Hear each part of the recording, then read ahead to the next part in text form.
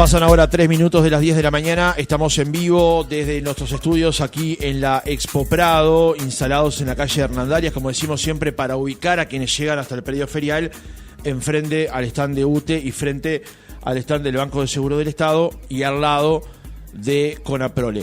Y en este cierre que estamos haciendo de otra mañana en vivo desde la Expo Prado, más allá de que la continuación de la programación de Oriental seguirá emitiendo tanto hoy como mañana y también el domingo, hoy queríamos recibir en nuestra entrevista central al arzobispo de Montevideo, cardenal Daniel Sturna, que nos visita esta mañana aquí en nuestros estudios. Gracias por venir, buen día. Gracias, un gusto, Francisco, de estar aquí en esta radio. Sin dudas. Cardenal, antes de comenzar la entrevista, estuvo recorriendo, llegó temprano hoy al Expo Prado. ¿Qué es lo que ha visto hasta ahora? Bueno, estuve dando una vueltita nomás, vi que estaban ahí con las premiaciones de varias de las ovejas, de los ovinos, y también me iba encontrando con gente. Estuve en algún stand muy lindo, el del Banco Itaú, que parece que ganó un premio, sí. Y ahí estuvimos sentados y viendo, desde allí tienen un ventanal que da al predio central, así que fue muy lindo, porque aparte es una mañana preciosa esta. Efectivamente. En el predio central justamente es donde habitualmente ocurren las premiaciones y demás, y también se dan distintas actividades. El fin de semana pasado fue la misa criolla que se realiza aquí en la Expo Prado, una costumbre que se ha venido repitiendo en los últimos años en el primer domingo de la Expo Prado. Después hay otra actividad el domingo siguiente. ¿Cómo valora esa instancia? Bueno, es una realidad que se da desde hace casi 50 años. A mí me gustaría después averiguar bien cuándo fue que comenzó. Fue el padre Aníbal Rivero, salesiano, el muy amigo de mucha gente de campo, y él también hombre de campo, era de Nico Valle, como él decía, Nico Pérez, Valle y Ordóñez, familia que tenía campo, o sea que muy vinculado al tema rural. El padre Rivero celebraba la misa a pedido de la Asociación Rural, y es lo que después yo acompañé en los últimos años a don Aníbal, y ahora he continuado esto a invitación de la ARU, y también es una forma de manifestar esa unidad que se da entre la iglesia y el campo, como la iglesia y tantas otras realidades del país. Y siempre que nos invitan, allí estamos, porque además, como también lo señalé en la misa, la iglesia es forjadora del Uruguay, partera de la patria, y también ha tenido mucho que ver con el desarrollo agropecuario en el Uruguay, sobre todo en los inicios de nuestra historia. En la homilía del año pasado, del 2022, dijo justamente esa frase que ahora repitió: el campo y la iglesia están unidos. ¿Cómo es esa unión?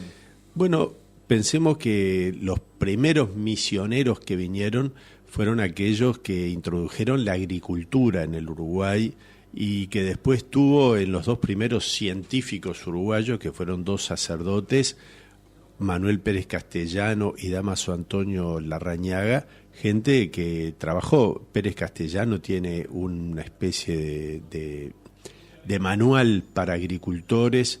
Dámaso Antonio Larrañaga es el que clasifica una cantidad de flora autóctona del Uruguay y también promueve lo que es la producción agropecuaria. Él tenía de hecho una chacra en el Miguelete, donde, digamos, de donde hoy está Cambadu, el Clara Jackson, toda esa zona, desde la avenida que se llamaba Camino Larrañaga, hoy se llama Luis Alberto Herrera, hasta el Miguelete, y ahí él plantaba, hacía experimentos, un hombre muy culto científico. Además está que la ganadería en el Uruguay, introducida por Hernandarias por el sur, por el norte eran las estancias jesuíticas, que de algún modo esta vaquería del mar, como se llamó la banda oriental, tenía mucho que ver con esas ganado que los jesuitas introdujeron y que después hacían arriaban el ganado de esta zona de la costa, digamos, de Rocha, etcétera, para las misiones, para alimento de los indígenas. En fin, después estuvieron las escuelas agrícolas que algunas congregaciones tuvieron. Los salesianos tuvimos la escuela agrícola Jackson durante 75 años, hubo una escuela agraria de los de Don Orión en la Floresta, otra de los jesuitas en San Javier, en Tacuarembó. Hoy está la institución Pay Berizarri de los salesianos para chicos del campo, de familias humildes que pueden ir a estudiar a Sarandí de allí y viven allí. Es decir, son algunas de las cosas que tienen que ver con esta experiencia que une el campo y la iglesia. Esa unión que está firme, que está solidificada, pero que se va alimentando con el tiempo también y con las acciones, ¿no? Bueno, sí, porque mucha gente del campo mantiene la fe, la tradición de la fe cristiana. Pensemos que Jacinto Vera, este beato nuestro, ¿verdad?, era un hombre de campo, criado en el Abra del Mallorquín, allá por Maldonado, y después en Toledo, y de campesino que era, bueno, nace su vocación sacerdotal y después vive siempre muy, muy unido a la gente de campo. Es famoso su último sermón allá en Pan de Azúcar, poco antes de morir. Él va a hacer referencia a ese volver a sus raíces, porque desde allí, desde el Pan de Azúcar, se ve el Abra del Mallorquín, que se llama a ese lugar cercano a Maldonado y a Pan de Azúcar, donde estaba la primer campo donde trabajó él con sus padres. Le voy a cambiar de tema y voy a comenzar por una cuestión que tiene que ver con el trabajo de andar y recorrer las calles de la ciudad de Montevideo. Ayer, preparando la nota, empecé a buscar y encontré este tuit que publicó Lucho Ferrés, que dice: recorriendo el barrio con el Cardenal. Es una foto de una zona de Montevideo, de las Acacias, donde está justamente él trabajando, y se lo ve a ustedes dos caminando solos allí recorriendo. ¿Qué es lo que encuentran esas recorridas? ¿Qué es lo que ve? Bueno, la realidad de Montevideo sabemos que es muy variada, ¿verdad? A veces depende de las personas y la actividad profesional que desarrollen. Hay gente que vive, digamos así, de la costa al centro, del centro a la costa, claro. Pero Montevideo es muy variado y nosotros encontramos también realidades fuertes, como en este caso yo estaba en la zona que se llama el barrio Marconi, dentro de lo que viene a ser la parroquia de las Acacias, digamos así, y justamente en una zona que en esos días anteriores había estado visitada por la violencia. Digamos que es una realidad bastante común en el barrio. Estas fotos del 2 de septiembre. Sí. La semana anterior había habido algunos asesinatos. Conversamos aquí con el alcalde de la zona y nos comentaba justamente cómo estaba la situación a flor de piel allí, ¿no? Exacto, ¿no? Entonces, bueno, ahí el párroco, el padre Luis Ferrés, es un hombre que anda por el barrio, que recorre el barrio, que es conocido. Fui con él esa mañana y estuvimos recorriendo por ahí, la gente lo saludaba, cosa que a mí me agradó porque la gente lo conoce, lo reconoce al cura del barrio. Y bueno, son realidades que golpean, porque por ejemplo, una familia con la que estuvimos nos decía que iba a buscar al chico a la escuela, volvía de la escuela con el chico, a las 6 de la tarde se encerraban en la casa, y que sobre todo en la madrugada era donde comenzaban las balaceras en el barrio. Obviamente no es de todos los días, pero hay de repente una semana en que se da mucho, porque bueno, es el enfrentamiento entre bandas, de lo que habla también el ministro, ¿no? Uh-huh. Y bueno, es una situación dura que vive parte de nuestra ciudad de Montevideo y que debemos afrontar. Uh-huh. Como hay otras situaciones, una que sí vemos en el centro de la ciudad es la gente en situación de calle, ¿verdad? Claro. Que ha crecido exponencialmente y que es un dolor muy grande y que tenemos que ver cómo afrontamos esa realidad. Uh-huh. Entre toda la sociedad, más allá de lo que por un lado hace el gobierno, pero que sin duda requiere también el apoyo de la sociedad civil. Uh-huh. ¿Cómo se vive la fe en esos barrios tan complicados hoy por hoy, cardenal? Porque a veces uno puede partir desde el prejuicio de decir, no, bueno, ser parte de una congregación en una zona sin estos problemas es sencillo, uno parte de ese prejuicio. Pero resulta que después cuando consulta a las personas que viven en esos barrios complicados, la fe está mucho más arraigada todavía. Sí, hay una fe arraigada en general, en Dios, en la Virgen para muchos, pero también es más difícil la participación en la vida de la Iglesia. No más difícil porque haya alguna dificultad de por sí, sino porque hay una cierta lejanía. Yo creo que parte de la realidad dura de nuestro país y de la tristeza que muchos viven entre nosotros es que la secularización sacó a Dios de la conciencia. El padre Cacho, que falleció hace 31 años, sí, justo hizo hace poco fecha de él, decía que a los pobres en el Uruguay también les habían sacado a Dios. Es decir, esta es una realidad muy dura, porque así como hay gente sí de fe, hay gente que por el contrario está desalentada, que es indiferente a la fe y que entonces es más fácil que sea presa de esos escapismos, claro, que se dan, llámese alcohol, drogas, sobre todo hoy, bueno, ambas son drogas, digamos, ¿no?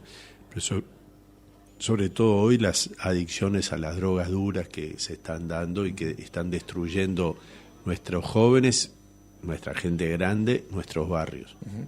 Hablando del consumo de las drogas, de cómo esto está afectando a la sociedad y de cómo es la razón principal, o una de ellas por lo menos, de esa violencia que se expone de esa manera en esos barrios, la Iglesia trabaja allí, por ejemplo, con Facenda. ¿Cómo evalúa el trabajo que se viene realizando en esa materia?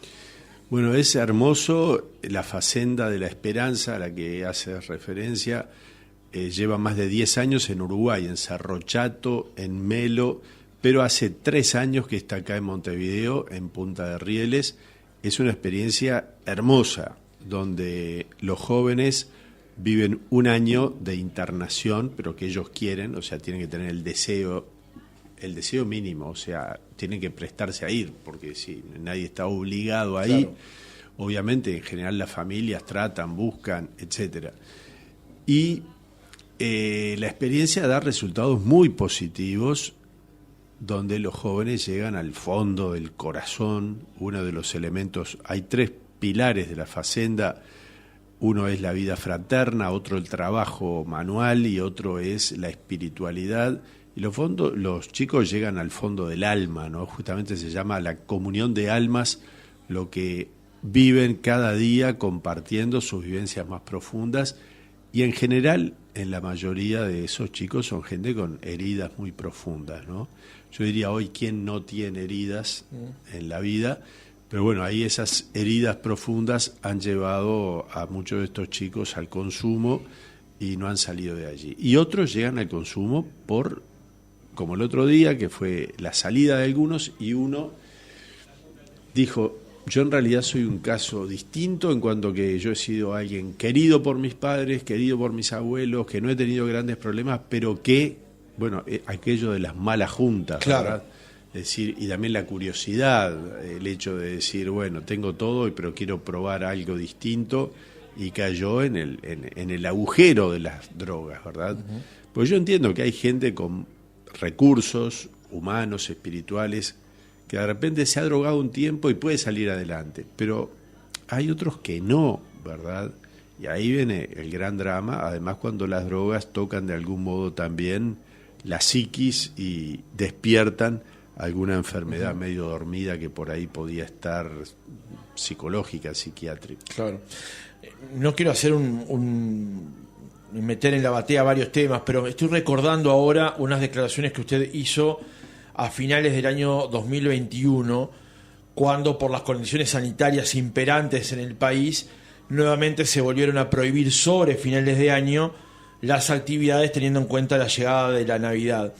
Y ahí usted hizo referencia también a que había que cuidar, por supuesto, lo que tenía que ver con la salud desde el punto de vista físico, teniendo en cuenta las condiciones de la pandemia, pero también había que cuidar la salud espiritual, estar en compañía, y que uno de los grandes problemas que dejó la pandemia fue la soledad, de personas que estuvieron muy solas durante mucho tiempo. Afortunadamente la Iglesia supo tener canales como para llegar a esas personas, pero durante mucho tiempo esa salud espiritual se vio afectada por la soledad, por la distancia que había que aplicar.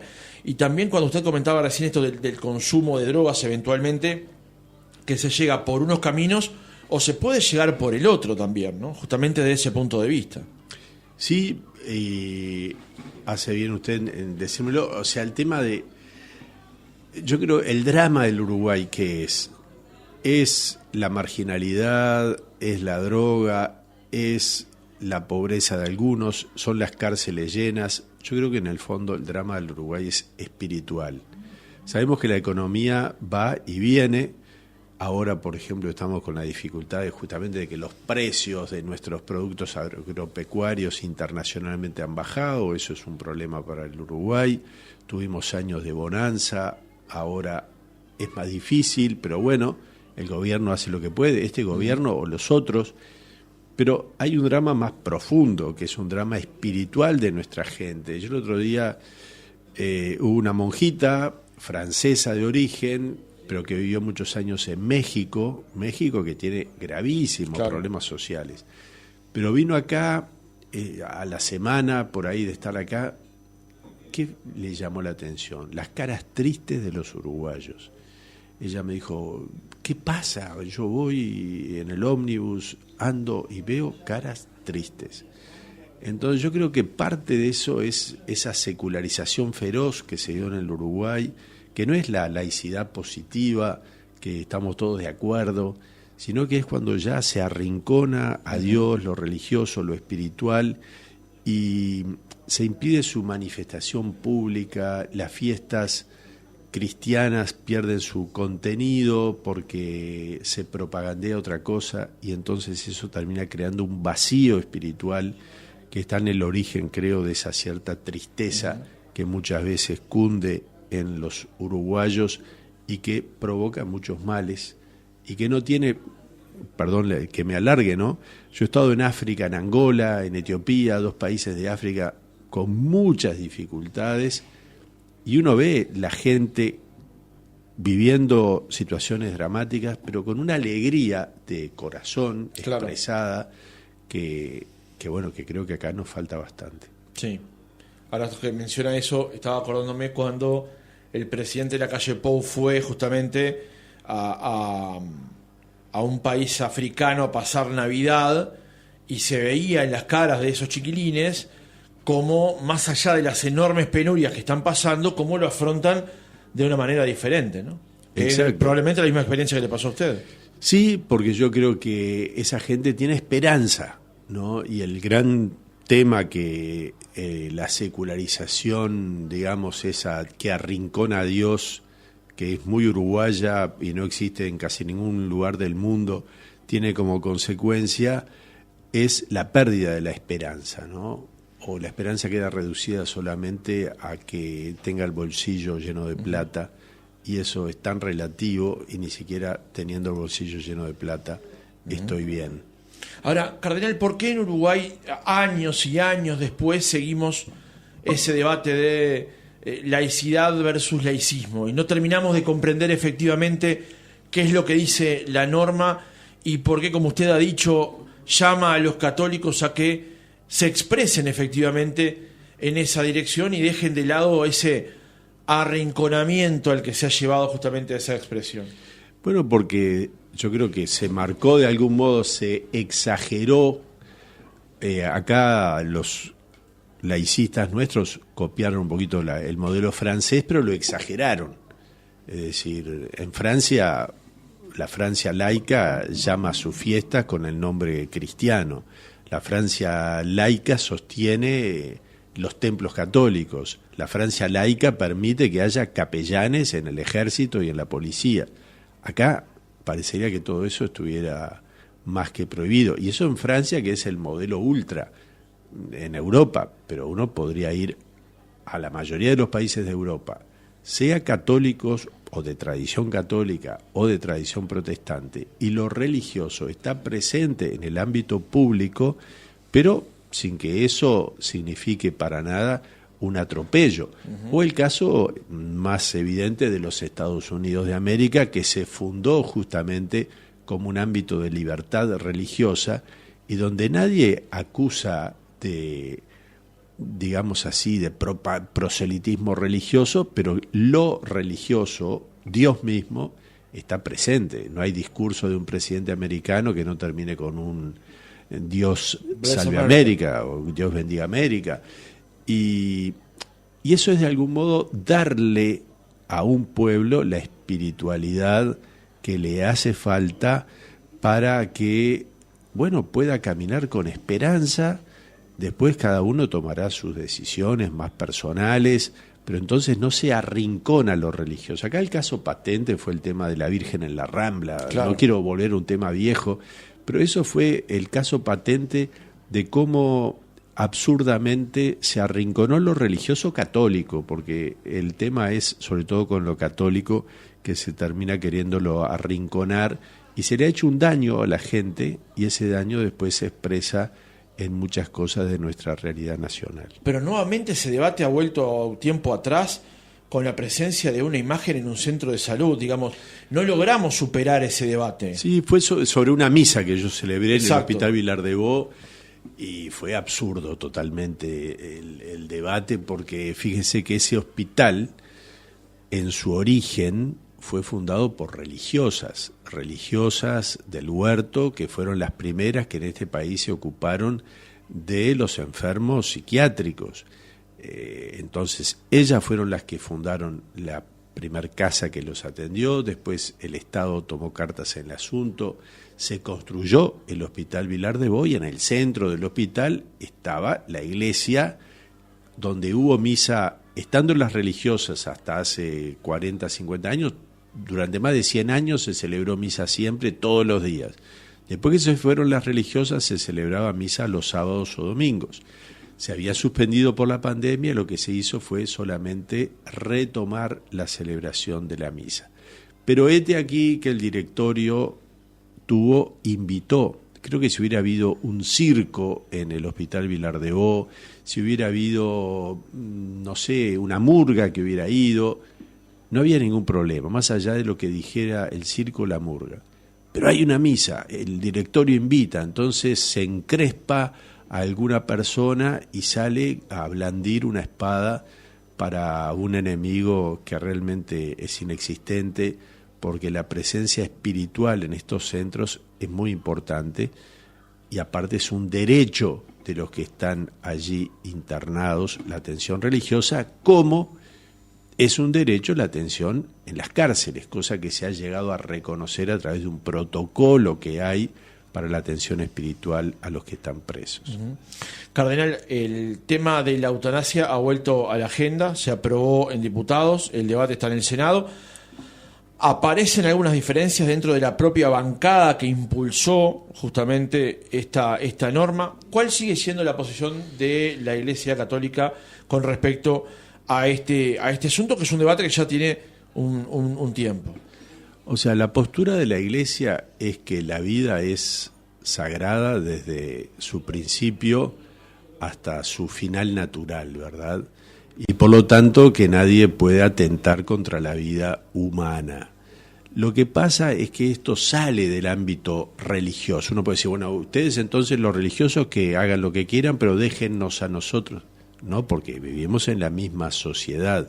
Y los valores de la sociedad, el derecho a la vida es el valor primordial de una sociedad, es un valor a defender. Hipócrates, que vivió 500 años antes de Cristo, en el juramento hipocrático los médicos tienen justamente el rechazo a la eutanasia, a procurar la muerte del paciente. El médico está para salvar la vida. Ahora, eso quiere decir, y eso tiene que quedar absolutamente claro, que la Iglesia apoya lo que se llama el encarnizamiento terapéutico. Claro que no. Una persona es libre, y para eso está perfectamente establecido en nuestro derecho a través de la ley de voluntad anticipada, de declarar que no se le apliquen métodos extraordinarios que prolonguen la vida artificialmente. O sea, y por otro lado, gracias a Dios se aprobó la ley de cuidados paliativos, que es lo que hay que tratar de procurar, para que nadie sufra. Es decir, la Iglesia, obviamente la Iglesia, nadie quiere que nadie sufra. El tema es que la muerte llegue de modo natural en su momento, sin que se prolongue artificialmente la vida cuando la persona termina falleciendo. En un país como el nuestro, con un índice altísimo de suicidios y con una cierta carga, podríamos decir así, o vida de mucha gente que vive su vejez, a veces no del todo, bueno, siempre la vejez tiene su carga. Uh-huh. El aprobar esta ley hace que se cree una mentalidad que es tremenda, que hay vidas que sí son vivibles y vidas que son descartables. Entonces una persona mayor, en un momento de depresión, de angustia, puede sentir que más vale morir que vivir y que él en realidad le está complicando la vida a los demás y entonces, bueno, termine optando por quitarse la vida, como pasa el suicidio, o por ser ayudado a que le quiten la vida. Entonces hay un tema de las leyes que tienen una función pedagógica en la sociedad. De hecho, nuestro código establece que frente a una muerte piadosa, como se llama, bueno, el Código Penal pone una serie de atenuantes a lo que puede ser eso. Es decir, no cambiemos las cosas, porque si las cambiamos, lo que estamos haciendo es favoreciendo una cultura de la muerte y cultura del descarte que tiene consecuencias desastrosas para la vida de la gente en un país, para la mentalidad y que nos va a llevar a una mayor, digamos así, tristeza y menosprecio de la vida humana. Y lo que nosotros, por el contrario, estamos llamados es a la valoración de toda vida humana. Cardenal, en el cierre de la entrevista y saliendo de estos temas más álgidos, ¿hay una fecha tentativa? ¿Hay algo en el horizonte más o menos claro de cuándo el Papa Francisco va a llegar, en particular, a Argentina y a Uruguay? No la hay. El Papa ha manifestado su intención de venir a la Argentina y al Uruguay el año que viene. Nosotros queremos que de venir el Santo Padre sea en marzo, abril, no más allá, porque es año de elecciones en Uruguay. Uh-huh. Pero confiemos que en los próximos semanas, pienso yo, tenga que haber una decisión del Papa. Obviamente es un deseo de que el Papa venga. También hay que tener en cuenta que el Papa va a cumplir el 17 de diciembre, cumple 87 años, si no me equivoco, 86, 87, ahora me vino la duda. O sea que también hay que tener en cuenta las condiciones de salud del Papa. Claro, y además hay una cantidad de cuestiones a tener en cuenta. Elecciones en Argentina este año, elecciones en Uruguay el año que viene, ¿no? Pero que se hace desear su presencia, sobre todo en su país, más allá que en Uruguay, por supuesto, también lo vamos a recibir de brazos abiertos, pero se espera mucho su presencia en Argentina. Sí. Con todo, obviamente, como todo personaje público y más de un país tan complicado como son nuestros hermanos argentinos, su presencia también es polémica, ¿verdad? Que no se ha utilizado políticamente, claro, digamos. Y por eso es que él no viaja en países en año electoral. Por eso que si viene acá, nosotros queremos que sea lo más pronto posible, obviamente no en enero y febrero, que no estamos para los uruguayos, estamos en otra. Uh-huh. Una última pregunta, Cardenal, y ya lo liberamos. Tiempo atrás se realizó la Jornada Mundial de la Juventud con la presencia del Papa Francisco, una delegación de muchos uruguayos. Los hemos tenido en el programa contando lo que fue en sus experiencias. Me acuerdo de un comentario que nos hicieron de que llevaron algunas banderas uruguayas y eran las más demandadas por lo lindo que era nuestra bandera. ¿Qué significa justamente para la Iglesia tener jornadas globales, por supuesto, como son las Jornadas Mundial de la Juventud, en instancias como esa, digamos, de generar esa instancia de diálogo entre el Papa y los jóvenes? Son muy importantes los jóvenes que fueron, bueno, y si tú los entrevistaste, sí, habrás visto el entusiasmo con el que vienen, las ganas de evangelizar, porque claro, es una experiencia de 1,5 millones de jóvenes católicos que creen, que festejan, que celebran, que se acompañan, que se confiesan, que adoran al Señor en la Eucaristía, que celebran la misa, que están junto al Papa. Todo eso da una fuerza, una potencia impresionante que creo que es lo que han vivido y lo que ojalá dé muchos frutos en todos los países y también aquí entre nosotros. De hecho, tuvimos después una vigilia de jóvenes el 2 de septiembre que fue extraordinaria, muy, muy hermosa, y donde hubo testimonios y donde también hubo un momento de adoración que fue muy, muy lindo y que, bueno, confío que dé frutos abundantes en tantos jóvenes nuestros que hoy además son jóvenes apóstoles, que van a barrios difíciles, que trabajan con los chicos, que hacen obras de asistencia, que salen a dar de comer a la gente en situación de calle, que están de repente ayudando en el Cotolengo Don Orione o en otras obras asistenciales, dando y manifestando que su amor a Cristo se traduce también en el amor al prójimo. Cardenal Daniel Sturla, arzobispo de Montevideo, gracias por haber estado otra mañana con nosotros. Gracias, Francisco, y gracias a toda la audiencia.